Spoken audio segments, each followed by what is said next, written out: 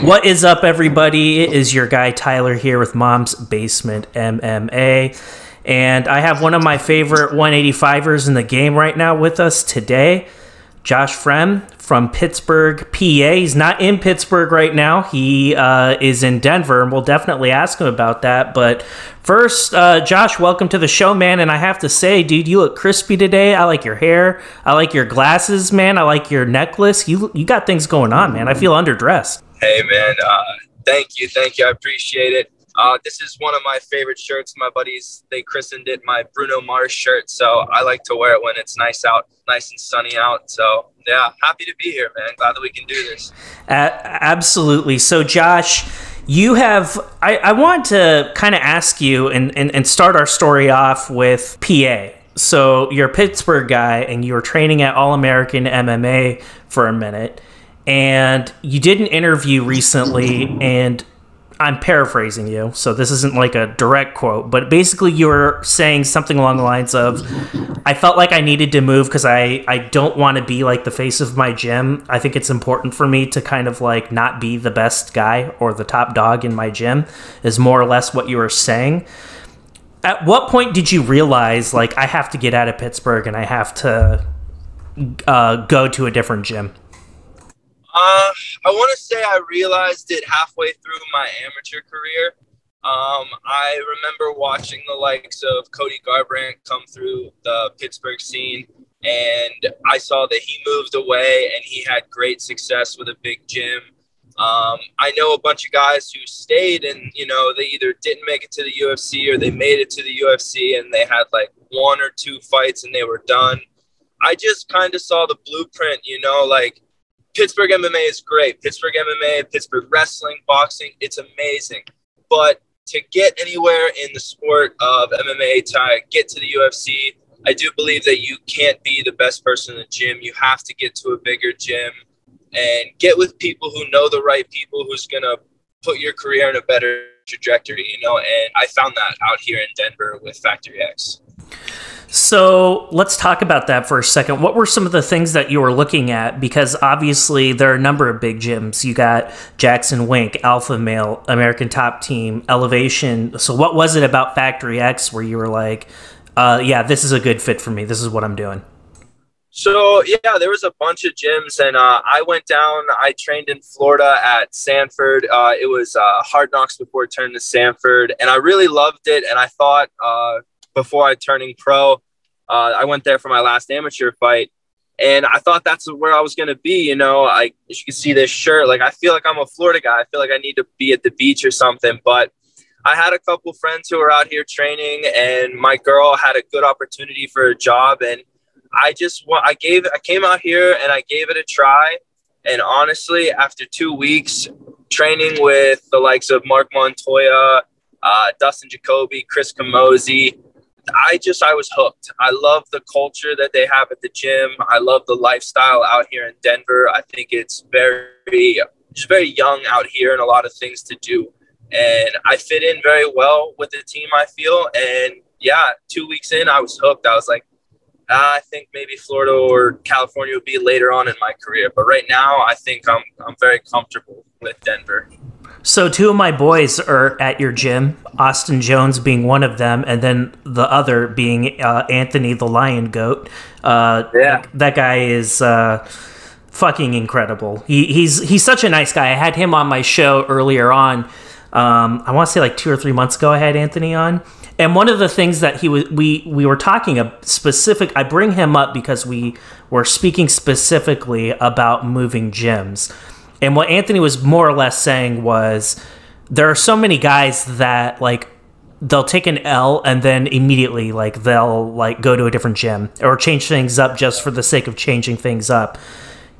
And to paraphrase, he was like, it's not a bad idea to change gyms. I'm not saying people ever shouldn't, but have a reason. Like, there should at least be like 2 or 3 reasons off the top of your head for what's prompting the change. And for you, it just sounded like you wanted to like get into a bigger pond and really sort of like challenge yourself.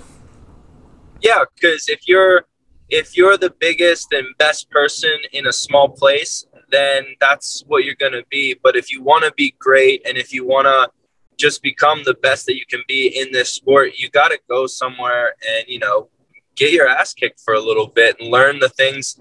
You don't know what you don't know. So you got to go and open yourself up to those things. And Anthony Smith is a great person. I love having him out here at the gym. Like, as a vet, as a training partner, he has been there, done that, and he's the right guy to listen to show you the way, you know? So it's a good thing to have out here for me. You know what freaks me out about you and Anthony? Like, you guys are almost like identically the same size, and you almost identically have the same reach too. Like, you guys are like it's insane to me. I mean, it's pretty close. Yeah, we look each other eye to eye, but don't get it twisted. He still kicks my ass. Hey, there's no shame in that, man. Like, he kicks everybody's ass, and he's about to kick ass again here in a few weeks. I'm really looking forward to that one. Can you talk a little bit, Josh? Like, can you describe like how you've evolved as a fighter since you've been at FactoryX? Like, what are some of the biggest takeaways that you have in the short while that you've been there? So, coming to FactoryX has taught me overall just to be more professional. You know, I wanted to get to a bigger gym with more structure, and just the way I approach the game is a lot different than the way I approached it a couple years ago. It's my full-time job. I have teammates who this is their full-time job. They don't do anything else. They don't want to do anything else, and this is our goal. And I've approached this training in the past few years a lot different than I have. Let's shift gears a little bit, and I wanted to ask, so you've been in the game for a while, and since including your AMI career, you have been in a total of 9 different promos by my count. That might not be quite accurate, but it's like in that ballpark. So what is it about the LFA that made you like want to like get involved with them? Because I'm sure from where you were at your career, you probably could have gone to like a number of other promotions as well, like CFFC, Titan, Fury. There's all kinds of really good ones. So what was it about LFA that piqued your interest? So LFA is famously known for just being a feeder league to the UFC. A lot of people who are in the UFC have went through LFA. A lot of them were LFA champions, and LFA is just it's a huge organization that has great ties with the UFC. And out here, since I moved out here to Denver, they're big in the West Coast, and it's a big promotion, mostly West Coast, I want to say.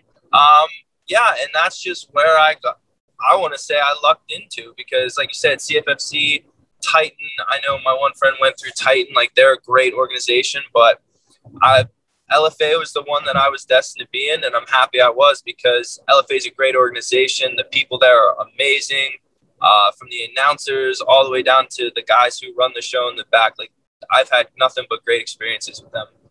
And Mike Kendall's the shit. I say that, dude, I make a point to compliment Mike Kendall all the time. He probably thinks I'm like a serial killer stalker or something like that. But, you know, I like, he's got his like crispy suit on. He's a bald guy like me, and he's got a freaking gangster hand tattoo. I'm like, that guy's fucking awesome.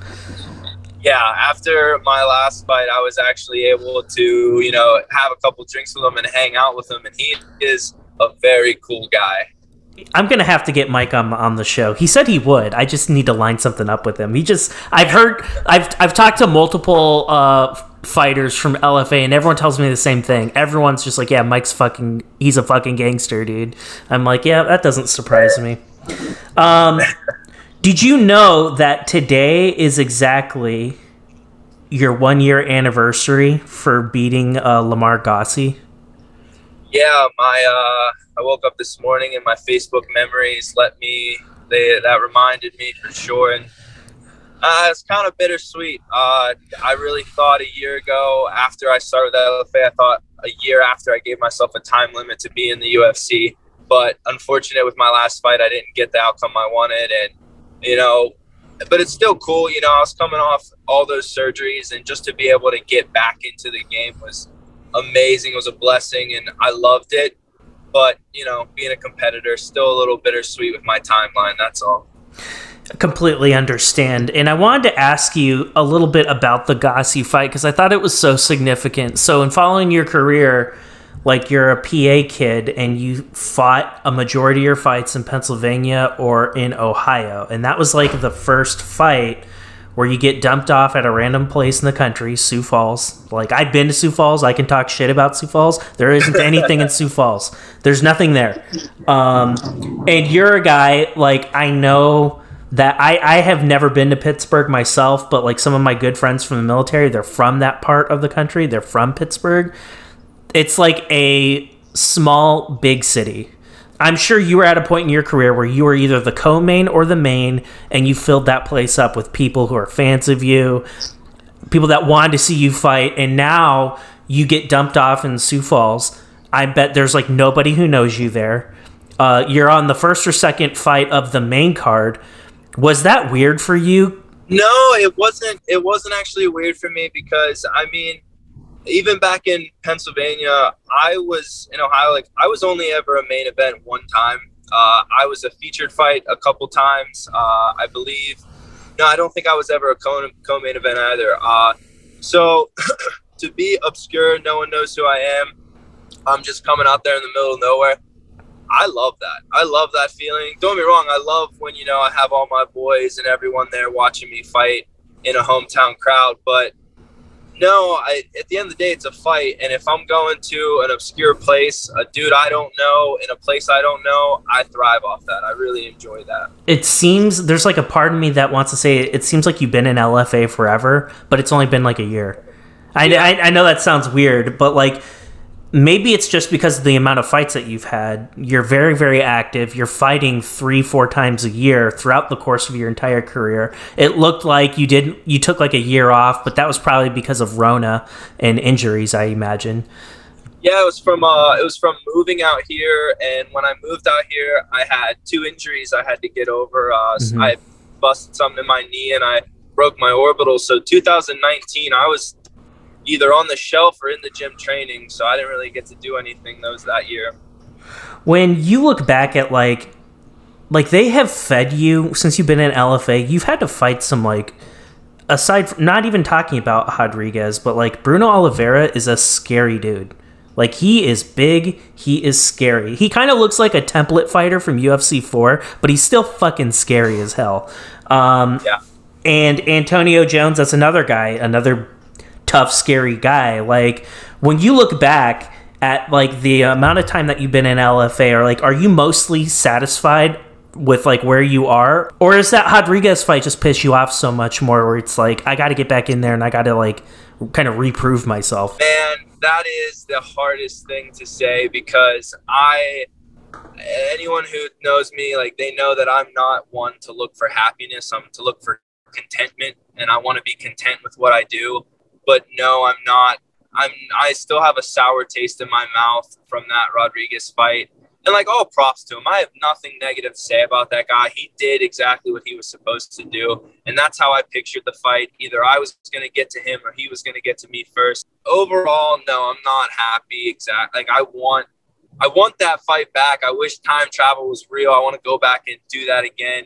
But that's not how life works. So I have to move on. And, you know, I want to get a fight. Since I walked out of the cage that night, I've been begging and busting my ass to get another fight.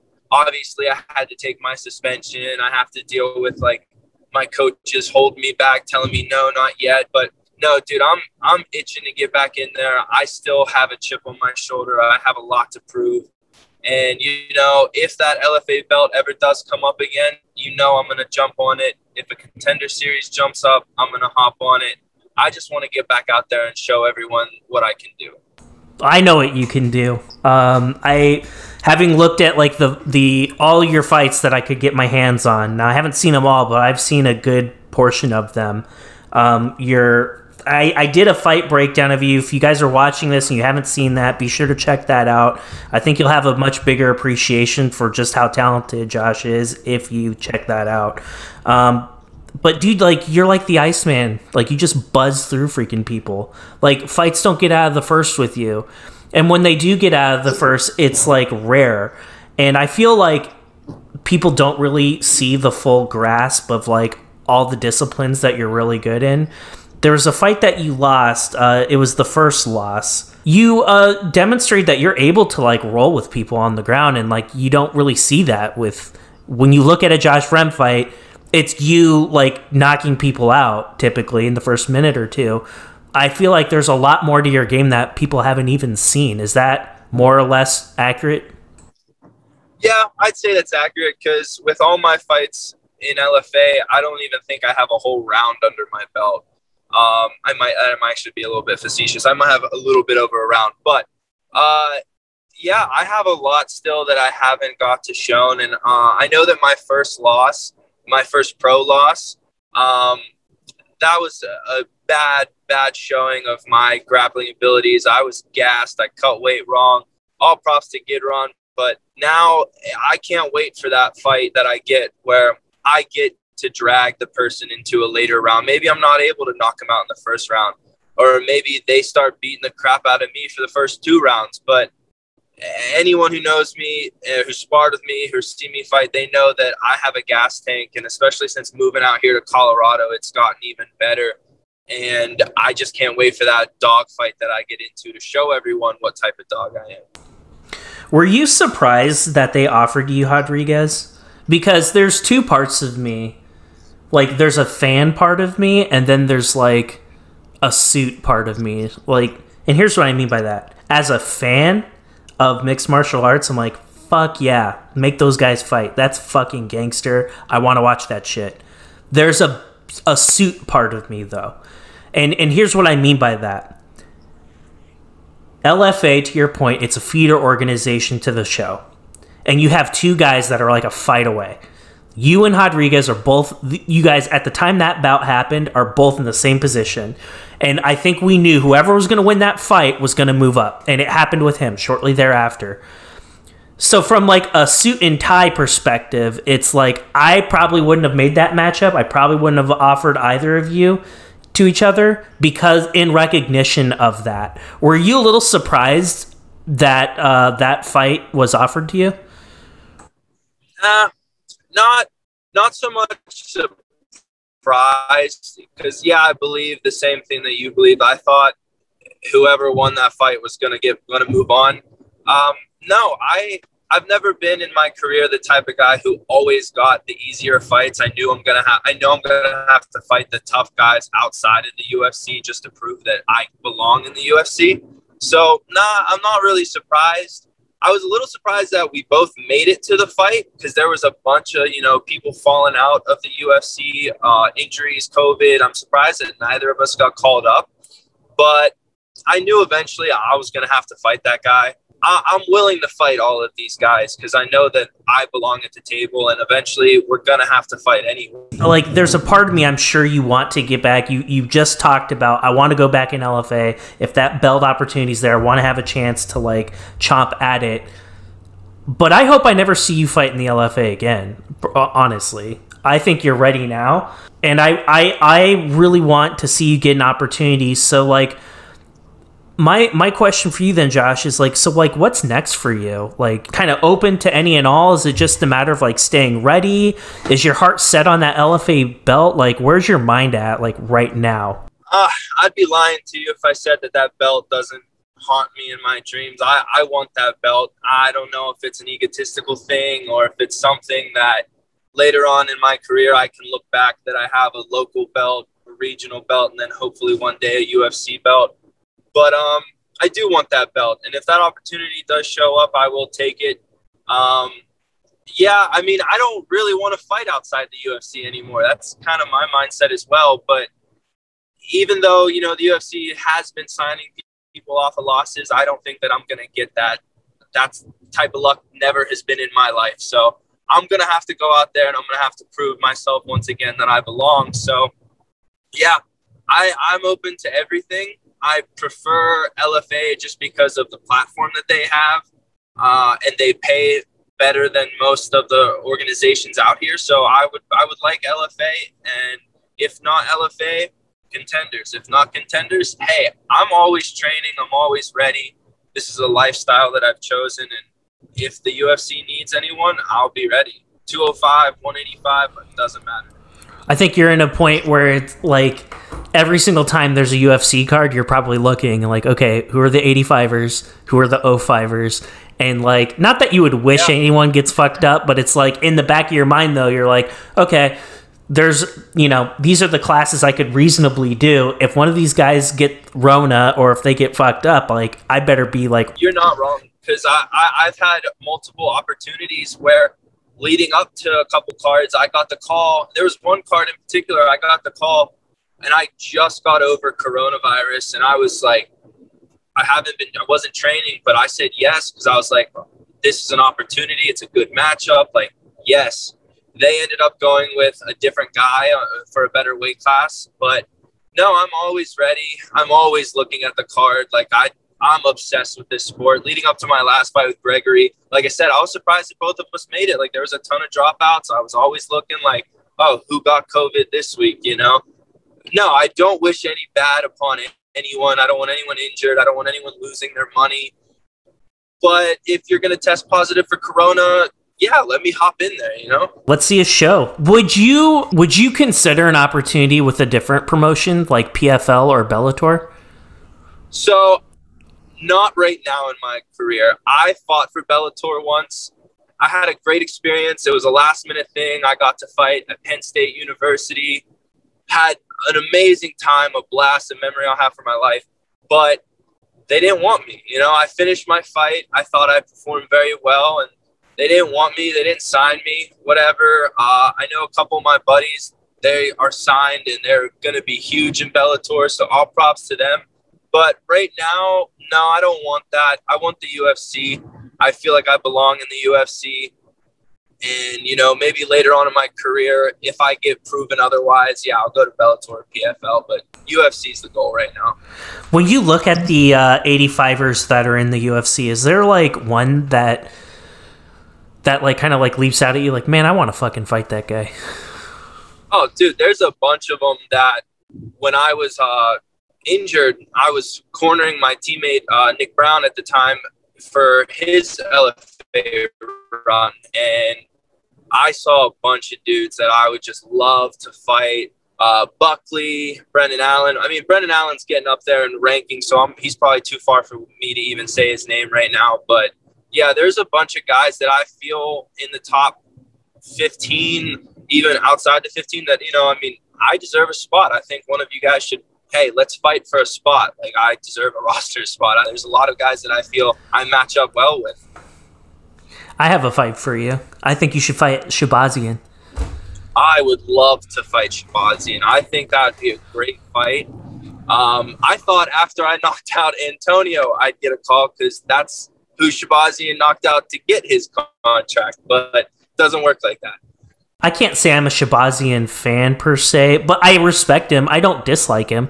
I respect him, though. This is me saying something somewhat facetiously. I'll say like, oh, he just took like a tough L. Make him fight a guy like Fremd. Like I say that facetiously, but I honestly think if you and Shabazian like threw down, I think you'd knock his ass out like in the first round for sure. Hey, I mean, I believe that personally as well. I just hope that maybe one day I get the opportunity to prove it to people, you know?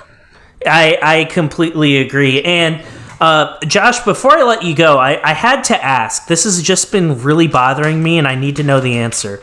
You don't have a nickname. Why?